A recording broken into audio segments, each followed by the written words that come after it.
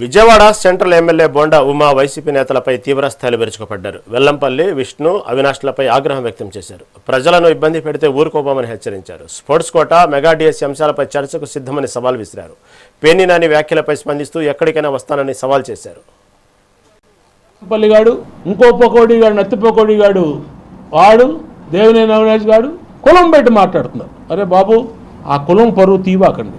చాలా అగ్ర కులం, అది చాలా పవిత్రమైన కులం. బ్రాహ్మణ కులం అంటే చాలా హిస్టరీ ఉంది. బ్రాహ్మలు ఇలాంటి డబ్బు కోసం నీచమైన వ్యాపారాలు చేసి మాంసం చీకులు అమ్ముకొని, చికెన్ చీకులు అమ్ముకొని, ఎండు చేపలు అమ్ముకునే వాడిని ఆ కులంలో కలపకండి దయచేసి. మీ రాజకీయం ఇంకో విధంగా చేసుకోండి. ఆడు వెల్లంపల్లి సీను, అసలు వాడికి ఇక్కడ ఏం పని అండి? వాడి నియోజకవర్గం ఎక్కడ? పశ్చిమ నియోజకవర్గం. వాడికి ఇక్కడ ఏం పని? వాడు అక్కడ ఆడవలేక, ఆడికి టికెట్ అక్కడ ఇవ్వక, నీకు టికెట్ లేదురా అంటే ఆళ్ళ కాళ్ళు వీళ్ళ కాళ్ళు పట్టుకొని సెంట్రల్ నియోజకవర్గానికి టికెట్ తెచ్చుకున్నాడు. టీవీల ముందు ఈడో బాహుబలిలాగా నా సెంట్రల్ నియోజకవర్గానికి వచ్చి నా మెడలో ఉంచుతారట.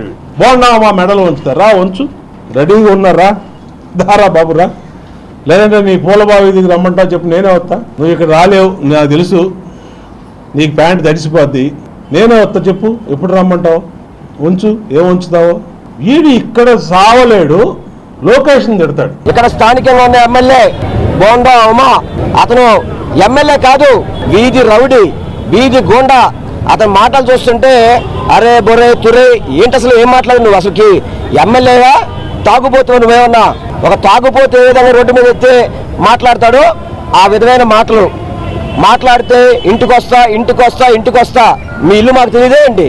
మేము రానా మీ ఇంటికి వస్తా నీకున్న గన్ మ్యాన్ని పోలీసు పట్టుకొని ఏదో అక్కడికి వస్తాను, ఇక్కడికి వస్తాను, మా కాన్స్టిట్యున్సీ టాప్ 8, నీదే కాన్స్టిట్యున్సీ 8 అయితే ఇంకా ఆంధ్ర రాష్ట్రం అంతా ఇంతకన్నా దరిద్రం ఇంకోట్లేదు.